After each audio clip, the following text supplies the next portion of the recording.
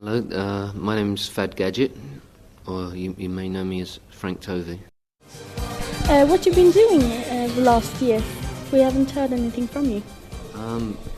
Well, for a while I wasn't making music. The last band I had, the Pyros, split up, and life took over in a way. But most recently, I did some music for the theatre. A friend of mine is a theatre director. I did some ambient music for that. And then I produced an album for a band called Temple X, who are from Austria. And last November they did a show and they asked me to get up on stage and do 3 songs. And I did that, and it felt kind of good, so I decided to start playing again. And then most recently I did well, after Christmas, somebody phoned me up and said, would you like to do the Electro Fest in London? And straight away I said yes. And I used Temple X as my backing band. We got such a great reaction, I decided to carry on playing. And since then I've done aquaplaning in the south of France and the Euro Rock Festival. And now I'm on tour with Depeche Mode, so things are looking good. This double album you are releasing, why now? Well, it seemed silly to be on tour with nothing in the shops, and because I've been away from the scene for such a long time, it's very hard for people to get my old stuff. You know, they're not stocked in the shops anymore. So I asked Mute Records if they could put something out, and it seemed logical to put an album together, not only for the old fans, but for the new young fans that seem to be coming to my shows now. I'm getting lots of 18, 19-year-olds that are really into it. So I thought a best-of album would be a good introduction.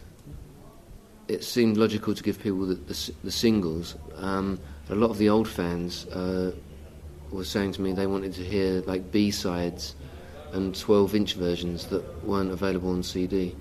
So that's why, you know, we have all the 12-inch mixes there as well. Why are you touring with the Depeche Mode now? Was it you who asked them, or they who asked you? It happened in a funny kind of way. I was chatting to them at the Mute Christmas party, and we were having a few beers together and having a laugh, you know. And then when I did the Electro Fest in London, Andy Fletcher came to the show, and afterwards we were chatting, and he said, "Are you going to do any more shows?" And I said, "Yeah, I'm playing with you at Wembley." I said it as a joke, and I thought he'd just laugh, and he said he was going, maybe that'd be a good idea, and it kind of went from there. So it feels good. It's not like the circle's been complete in some way, and they're great guys. You know, I always have a laugh with them. You know, we have a few beers together now and then, and it feels natural. It feels good. So you're still socializing with Daniel Miller as well? I wouldn't say socializing. He's a very busy man. These days, if I need to see him, I have to make an appointment. But no, I can always call him up, and you know, I still get on well with him. Are you working with any other artists, remixing or producing? Not at the moment, but I'm always open to the idea of producing other bands. I find it interesting doing that. How did it all start with you and Daniel Miller on Mute? What happened? He had released his own single, Warm Leatherette, under the name The Normal. I'd heard that he'd done this, and I went to him and asked him, you know, how he made the single.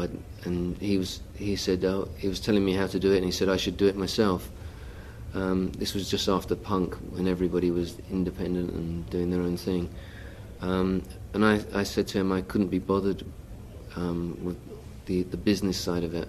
I'd rather just make the music. And I said, couldn't you do that for me? And he called me the next day and said, yeah, okay, I'll release one of your songs, Back to Nature. And it went from there. Some of your songs seems to contain more or less hidden political messages. It's something that I wish I could write a song that was just an abstract song. I find it very difficult. Quite often, things that I've read in the paper or ideas that are going around in my head come out in the songs. So sometimes political things come through in that way. They're not politics in the sense that I'm trying to force somebody to believe something. They're just ideas. In many ways, I ask questions in the songs. I'm not trying to give answers. When I made Under the Flag, when I wrote the lyrics within a 2-week period, and that was just as the Falklands conflict started. So that naturally that influenced my writing.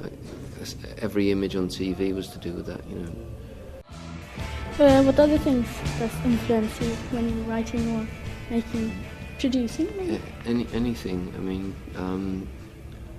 when you write lyrics for a song, it's you're almost plucking the words out of the air. You know, it's like, and I never know what's going to inspire me.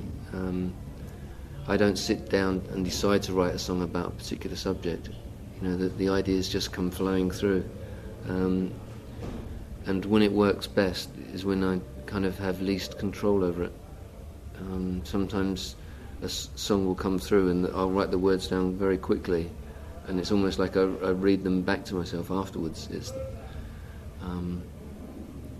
when a song is hard work, that's usually when it's not very good. When it just comes naturally, they seem to be the best ones. So the lyric comes first and the music later? Not necessarily. It's a combination, usually.